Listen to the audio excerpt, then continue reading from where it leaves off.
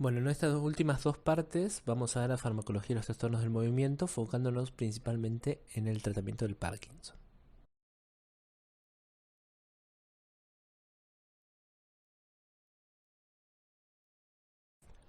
Vamos a tener como objetivos recordar la fisiología de los ganglios de la base para aplicar de manera criteriosa la farmacología, conocer y manejar la farmacología dopaminérgica en el abordaje de los trastornos del movimiento, entender el manejo de los extrapiramidalismos de origen farmacológico y aplicar los agonistas dopaminérgicos en otras situaciones clínicas.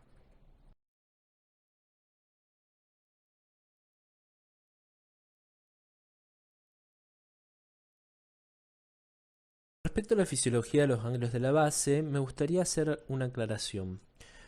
Puntualmente sabemos que son áreas cerebrales subcorticales que tienen funciones específicas y que generan micro y macrocircuitos entre la corteza y estas estructuras.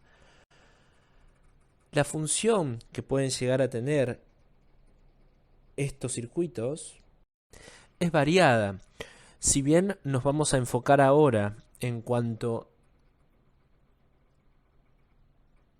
a la función motora que tienen estos circuitos del ganglio de la base, y es lo que habitualmente se da en las cursadas de fisiología, los ganglios de la base participan de múltiples funciones o funciones cerebrales superiores.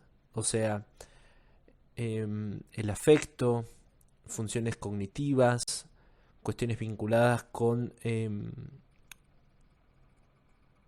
el sistema límbico, tienen participación en los ganglios de la base. Por lo tanto, si bien nos vamos a enfocar exclusivamente en lo que tiene que ver con la programación motora, también es importante tener en cuenta de que muchas funciones cognitivas están vinculadas con circuitos de similar funcionamiento a lo que vamos a ver ahora.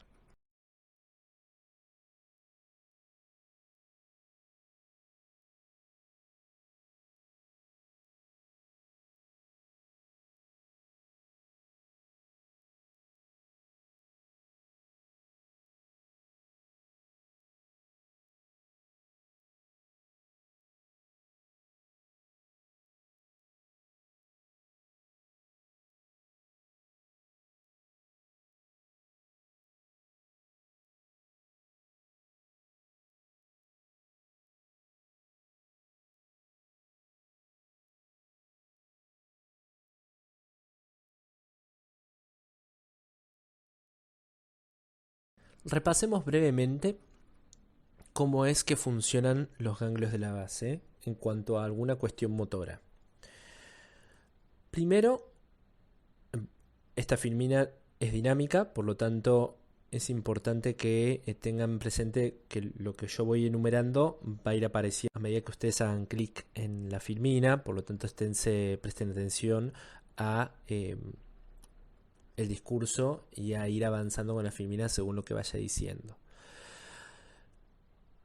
Podemos plantear de que los movimientos lógicamente tienen un comienzo a partir del área de la corteza cerebral del el área motora primaria, ¿no?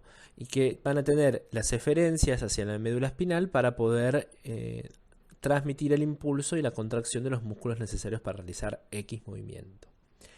Ahora, ¿cómo programo un movimiento complejo que requiere destreza o distintas habilidades para poder llevarlo a cabo? Bueno, es necesario activar otras zonas de la corteza cerebral, quizás el área motora suplementaria, por ejemplo, para poder transmitir a ver cuáles son los músculos que debemos activar y cuáles debemos inhibir para poder armar justamente o realizar o desempeñar un movimiento complejo. Para eso, la corteza cerebral va a vincularse con los ganglios de la base, enviando eferencias hacia el cuerpo estriado, en donde vamos a tener unas neuronas espinosas pequeñas que van a recibir justamente la inervación de la corteza cerebral. La corteza cerebral obviamente va a enviar aferencias glutamatérgicas que van a estimular a estas neuronas en el cuerpo estriado a través de receptores AMPA. Estas neuronas utilizan como neurotransmisor el neurotransmisor GABA, ¿sí? Y van a enviar eferencias hacia el globo pálido interno o la sustancia negra reticulada. ¿Qué van a hacer? Van a inhibir a estas neuronas, que a su vez están ejerciendo un efecto tónico inhibitorio sobre el tálamo. Y el tálamo envía eferencias nuevamente hacia la corteza cerebral, activándola. Utilizan como un neurotransmisor al glutamato. Por lo tanto, el tálamo es excitador de la corteza cerebral. Esta vía, esta primer vía que estamos mencionando, la vía directa. ¿Qué quiere decir? La corteza, al activar las neuronas GABAérgicas del cuerpo estriado e inhibir las neuronas inhibitorias del globo pálido interno que ejercen su acción sobre el tálamo, van a favorecer estímulos excitatorios sobre ella misma. O sea que si yo estoy activando vías que favorecen la vía directa, voy a favorecer cierto tipo de movimiento. Ahora, también va a haber otras neuronas GABAérgicas del cuerpo estriado que van a enviar eferencias al globo pálido externo. Estas eferencias también son inhibitorias y van a ejercer un efecto inhibitorio sobre el núcleo subtalámico de Lewis. Este núcleo subtalámico tiene eferencias glutamatérgicas excitatorias sobre el globo pálido interno y sobre la sustancia negra reticulada. Esta estimulación de las neuronas GABAérgicas van a terminar inhibiendo al tálamo y por lo tanto no tienen efecto excitador sobre la corteza cerebral. Entonces, la activación indirecta tiene un efecto inhibitorio sobre la corteza cerebral al final de cuentas. O sea, va a desfavorecer el movimiento que esté estimulando la corteza cerebral. El balance entre estas dos vías, básicamente la elección del engrama motor que pueda llegar a requerir para llevarse a cabo ese tipo de movimiento complejo.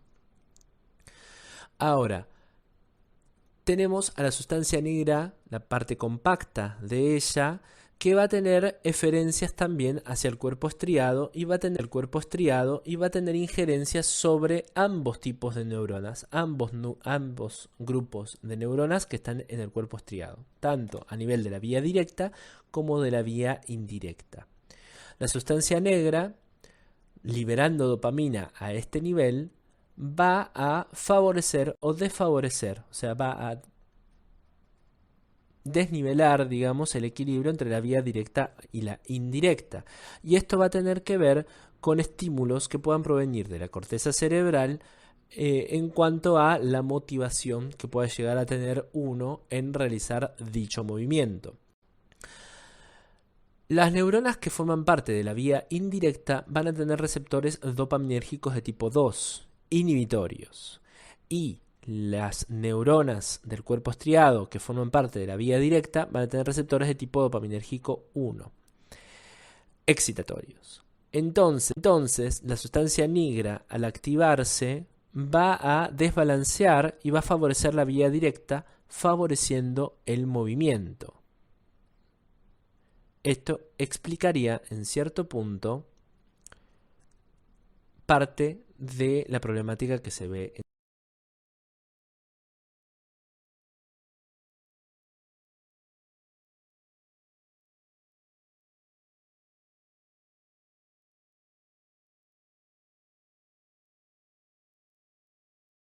en la enfermedad de Parkinson. Nosotros tenemos una degeneración de la sustancia negra en la parte compacta. Por lo tanto, no tenemos este estímulo dopaminérgico que desbalancea, según una motivación, una vía con respecto a la otra. Entonces, la vía indirecta particularmente va a tener inhibida al globo pálido externo y va a tener una mayor tasa de disparo o de firing del núcleo subtalámico de Lewis, teniendo un efecto inhibitorio sobre el tálamo, desfavoreciendo la activación motora.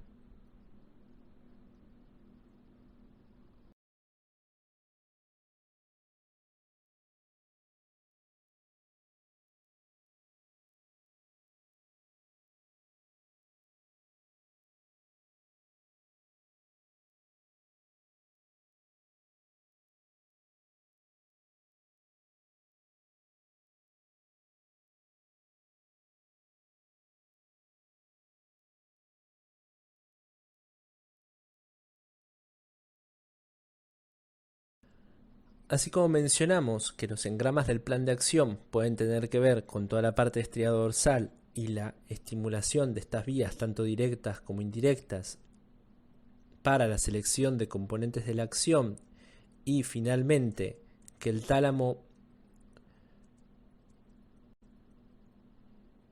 unifique la información procesada y vuelva a enviar efectos desde los ganglios de la base hacia las cortezas, tanto premotora como motora, termina favoreciendo la expresión de conductas rutinarias o seleccionando distintos planes de acción para el efecto al final sobre el tronco o la médula espinal y generar cierto tipo de acción.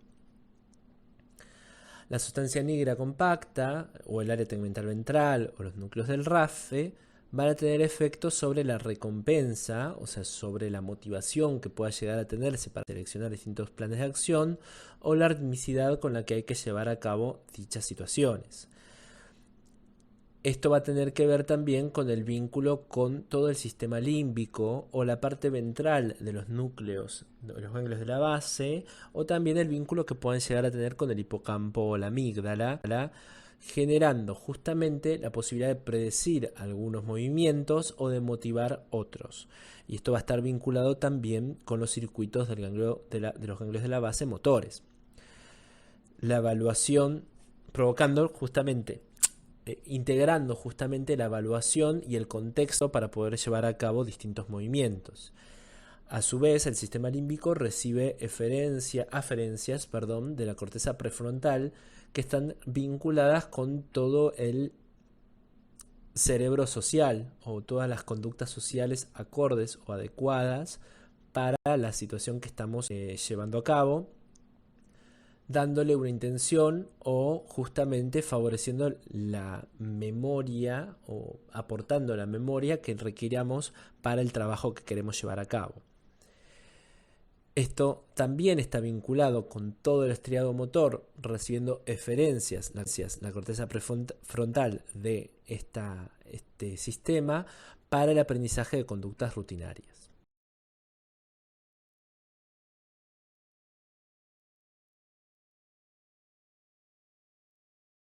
El cuadro descrito por el doctor Parkinson allá a fines del siglo XIX tenía que ver con la aparición clínica de 4 grupos sintomáticos que podían ser bradicinesia o enlentecimiento psicomotriz, rigidez muscular, temblor en reposo de características muy particulares, principalmente en los miembros superiores a nivel distal,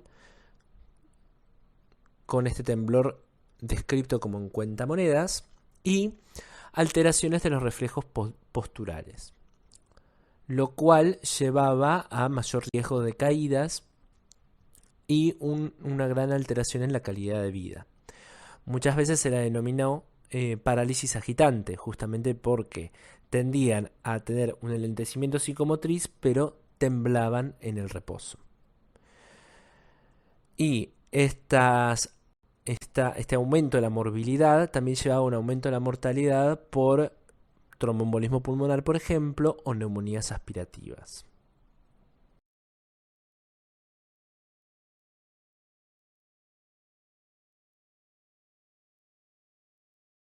Justamente como la enfermedad de Parkinson, digamos, las los ganglios de la base no están solamente vinculados con las cuestiones motoras, también puede haber algunas otras alteraciones clínicas que puedan verse en la enfermedad de Parkinson, con dificultades cognitivas, alteraciones afectivas como depresión o ansiedad, síntomas psiquiátricos, mejor dicho, trastornos del sueño, con alteraciones en el sueño REM y alteraciones en el sistema nervioso autónomo.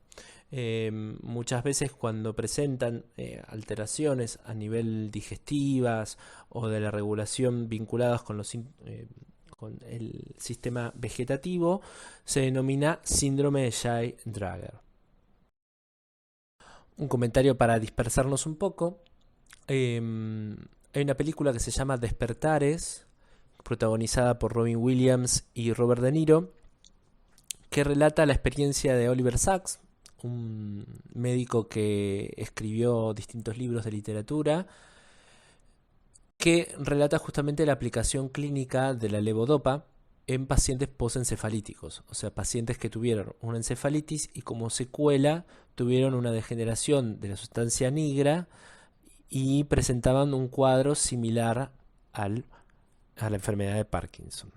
Si quieren chusmearla, van a ver justamente no solamente los efectos de la levodopa con este despertar que generaba en estas parálisis que se generan por la ausencia de la dopamina a nivel de la sustancia negra compacta, sino que también van a ver justamente todos los efectos adversos que lleva al tratamiento con levodopa y la importancia que tiene el vínculo médico-paciente.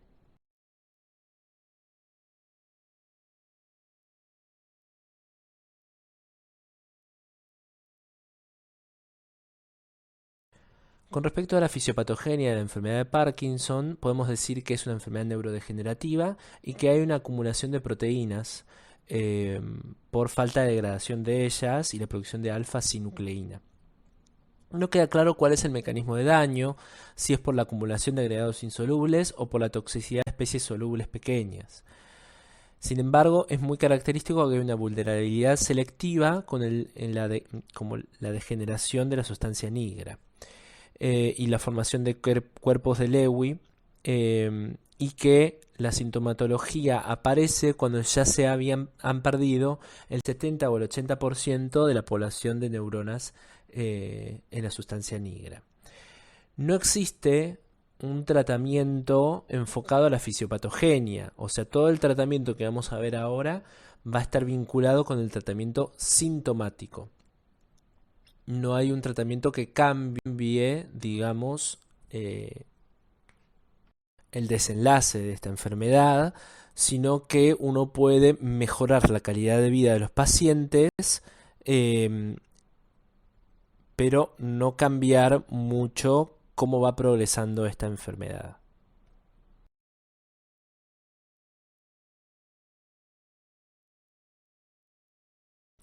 Por lo tanto, como objetivo del tratamiento vamos a tener una mejoría sintomática para disminuir el impacto de la calidad de vida e intentar encontrar un tratamiento que disminuya la progresión de los síntomas o por lo menos no los acelere.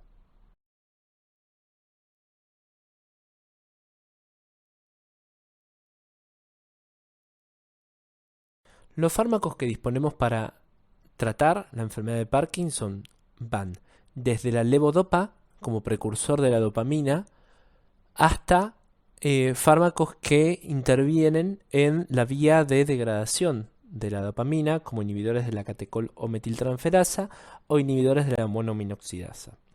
A su vez, es importante que consideremos la asociación con inhibidores de la descarboxilasa de aminoácidos aromáticos periférica para mejorar la farmacocinética de la levodopa.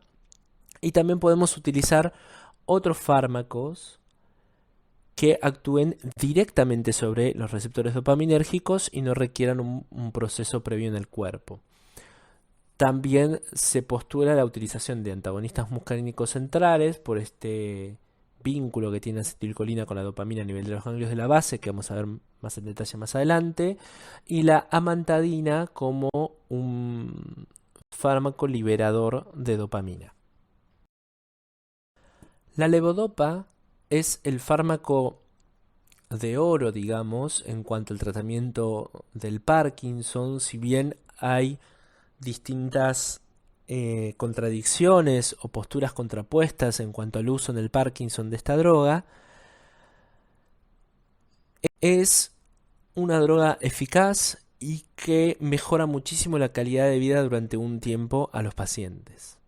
La levodopa es una prodroga, es el precursor de la dopamina, se llama 3,4-hidroxifenilalanina, y podríamos repasar un poco cómo es la producción de la dopamina en las sinapsis dopaminérgicas, pero eso lo dejamos como para tarea en el hogar, y ahora nos abocamos específicamente a cómo se maneja la levodopa en el cuerpo.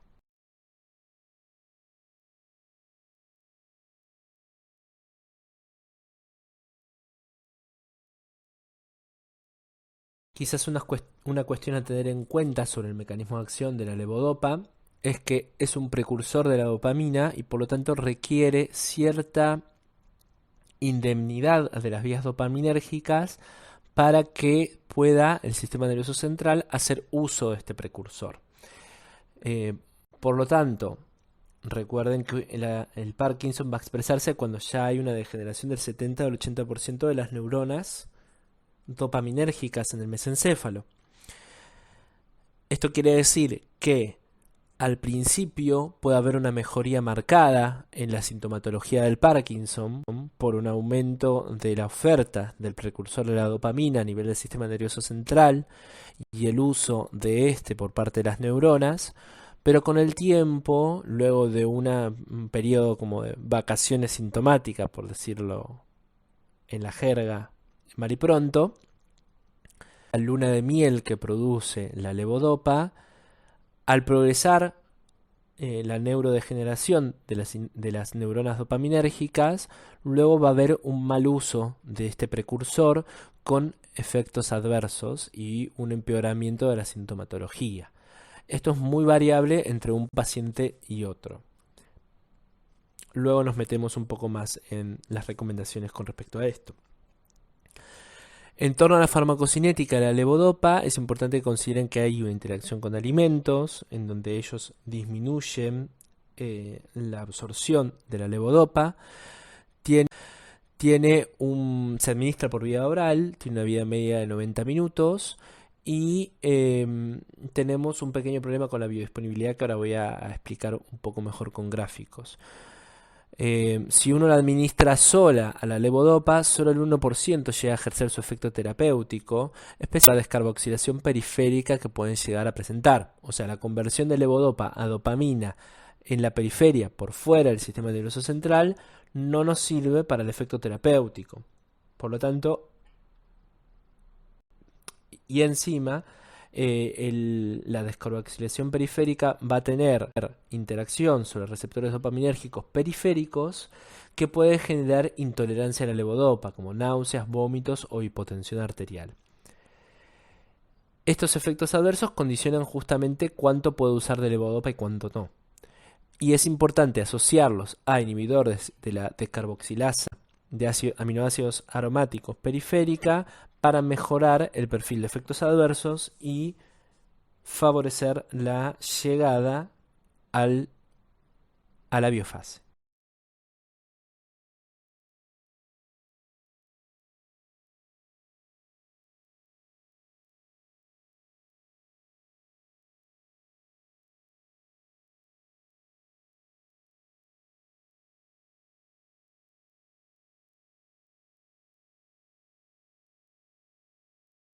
Entonces, nosotros administramos por vía oral la levodopa. No se absorbe, no tiene una buena biodisponibilidad la levodopa porque tiene un alto metabolismo presistémico por parte de la monoaminoxidasa, la catecolometiltransferasa o la descarboxilasa de aminoácidos periféricos. Estas enzimas se encargan de eliminar, aparte de que no se absorbe la levodopa completamente y solamente pasa al torrente sanguíneo el 30 al 20% de la dosis administrada. En los tejidos periféricos, la descarboxilasa de aminoácidos aromáticos puede transformar en dopamina esta droga administrada y la dopamina no atraviesa la barrera hematoencefálica y queda disponible solamente para generar efectos adversos.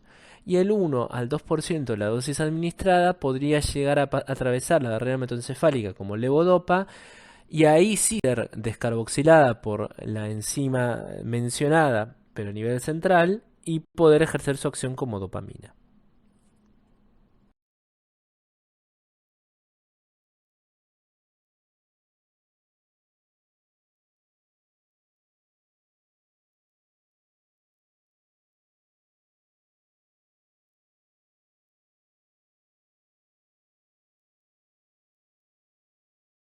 ¿Qué podemos hacer entonces en este caso? Bueno, la levodopa ya no se comercializa sola, sino que se comercializa con la benseracida o la carbidopa, que son inhibidores de la descarboxilasa de aminoácidos periférica, o sea, estos fármacos no atraviesan la membrana, la barrera hematoencefálica y solamente inhiben a esta enzima a nivel periférico.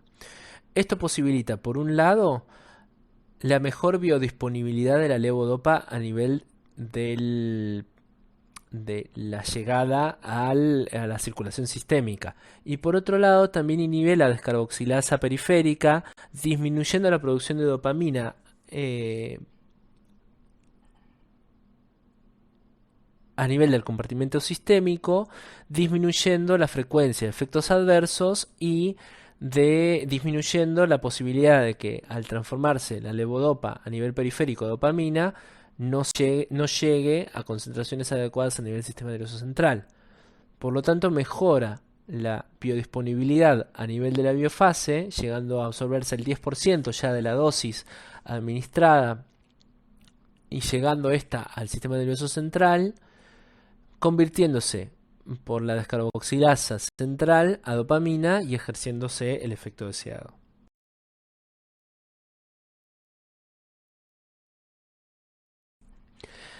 Particularmente con el uso de levodopa, nosotros tenemos algunas dificultades en el uso clínico. Por un lado, la pérdida de la capacidad buffer de la vía nigrostriatal por la misma progresión de la enfermedad y la neurodegeneración que se produce lleva a el agotamiento de este efecto de luna de miel con mejoría marcada de la sintomatología y la aparición de fenómenos on-off vinculados con las oscilaciones plasmáticas vinculadas a la dosis o la administración del fármaco. Entonces va a haber oscilaciones entre efectos de activación que quizás terminen produciendo disquinesias vinculadas con un exceso de levodopa en sangre y también periodos de inactivación o de deterioro de fin de dosis y reaparición de síntomas vinculados con la inhibición psicomotriz por justamente las asociaciones plasmáticas. ¿Cuál es la solución? Bueno, en parte se pueden utilizar comprimidos de liberación prolongada de levodopa o el fraccionamiento de la dosis a lo largo del día.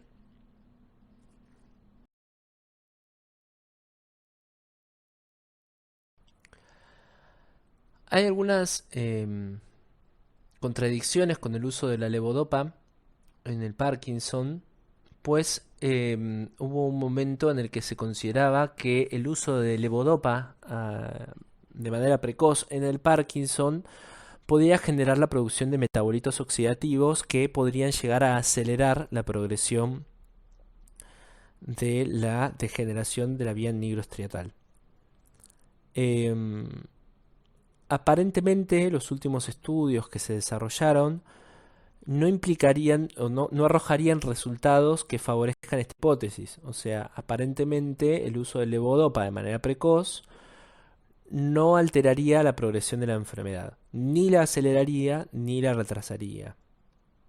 Pero sí es cierto que el uso de dosis altas de levodopa estarían asociadas a la aparición temprana de disquinesias.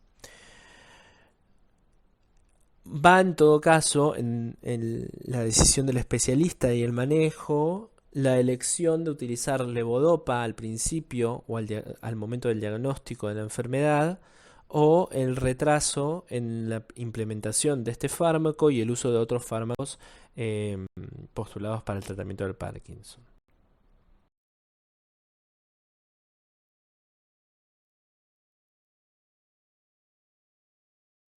Como justamente el Parkinson es una enfermedad neurodegenerativa y el uso de los fármacos es sintomático, se han descrito síndromes el síndrome de tratamiento a largo plazo por levodopa, en donde se objetivan distintos efectos adversos que tienen que ver con las oscilaciones plasmáticas de la levodopa, que puede ser el wearing off o deterioro de fin de dosis simple, que tiene que ver con una reaparición de los síntomas del Parkinson al acercarse a la nueva dosis durante el día, ¿no?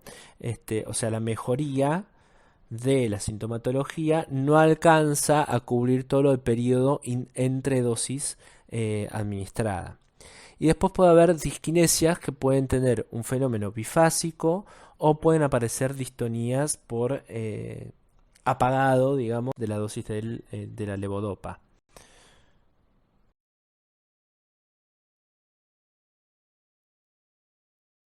Solamente para reforzar el concepto, al principio nosotros tenemos una concentración plasmática de levodopa que tiene una curva bifásica justamente por la administración, o sea, un pico y un valle que sucede entre la administración de una dosis y otra, y que la concentración, digamos, la liberación de dopamina a nivel del sistema nervioso central va a estar bafereada por la indemnidad que podemos llegar a tener de la vía nigroestriatal.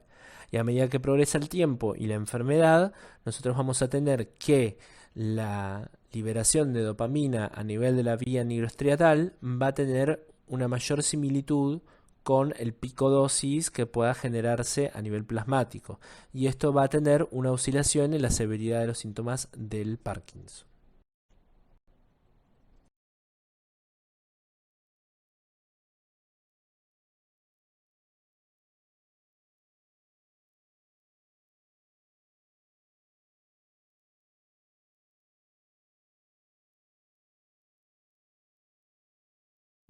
Quizás otros efectos más llamativos, adversos del uso de levodopa o de cualquier agonista dopaminérgico en realidad, es la aparición de alteraciones conductuales en pacientes que tienen Parkinson y utilizan agonistas dopaminérgicos. Puede aparecer un trastorno del control de los impulsos con la aparición de comportamientos compulsivos o juego patológico o inclusive aumento del deseo sexual. Ya también podrían generarse trastornos del sueño, con sueños fragmentados, sueños vívidos o mayores alteraciones a este nivel. Es más probable de que esto aparezca de manera más marcada con los agonistas dopaminérgicos propiamente dichos.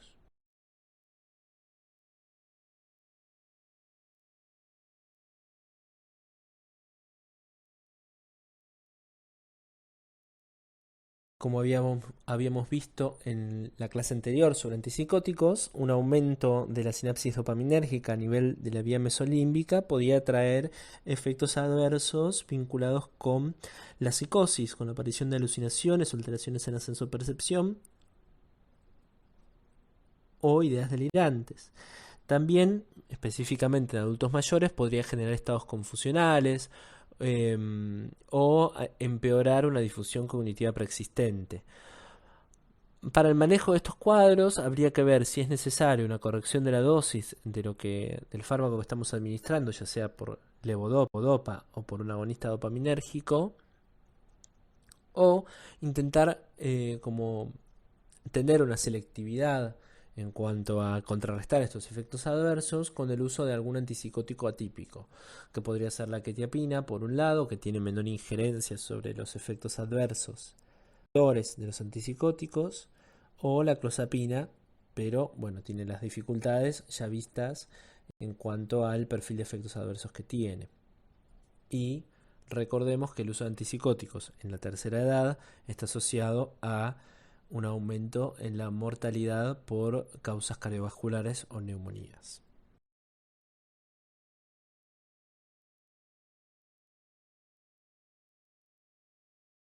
La aparición de un trastorno del control de los impulsos puede conllevar un mayor riesgo de suicidio si el paciente está teniendo alguna alteración en el estado de ánimo que suele ser frecuente en este cuadro. No queda claro si el mayor riesgo tiene que ver con el tratamiento o con la enfermedad. Recuerden que el Parkinson puede transcurrir con alteraciones conductuales o alteraciones afectivas por efectos de la falta de dopamina a nivel del sistema nervioso central, y por lo tanto siempre es importante dirigir en la entrevista la búsqueda de síntomas depresivos para poder prevenir esta posibilidad, esta aparición de ideas suicidas. A su vez, la aparición del síndrome neuroléptico maligno no tiene que ver con la administración de la levodopa ni con un agonista dopaminérgico, sino que tiene que ver con la interrupción abrupta de estos fármacos, que puede producir justamente el desencadenamiento de este cuadro, así como también la administración de neurolépticos podría generar este síndrome catastrófico.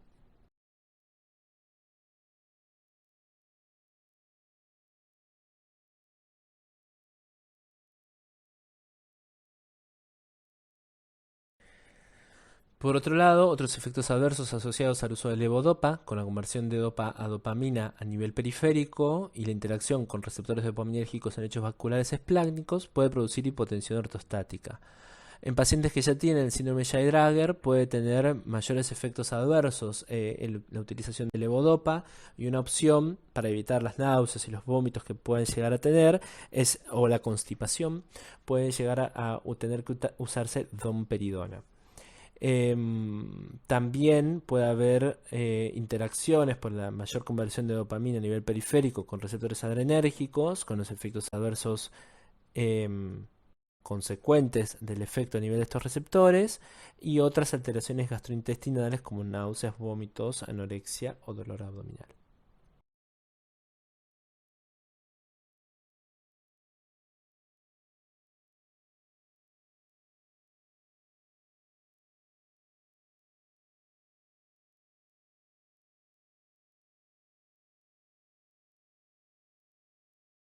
Las contraindicaciones pueden como surgir a partir de justamente estos efectos que tenemos relatados previamente, como justamente un cuadro psicótico no controlado o un infarto agudo del miocardio de reciente evolución.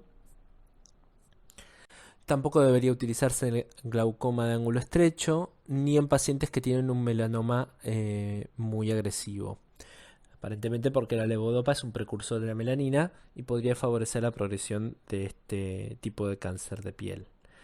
Está contraindicado en la lactancia y en el embarazo es de categoría C. En el caso de que tengamos la mala suerte de que el Parkinson o estos efectos o el Parkinson se exprese, digamos, a muy temprana edad.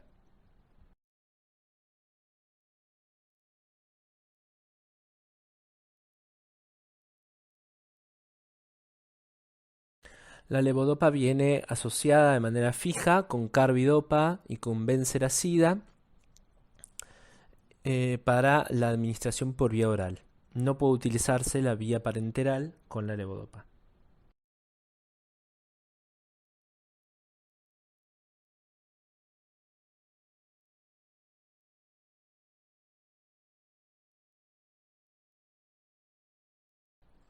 Por último, vamos a ver los otros fármacos que están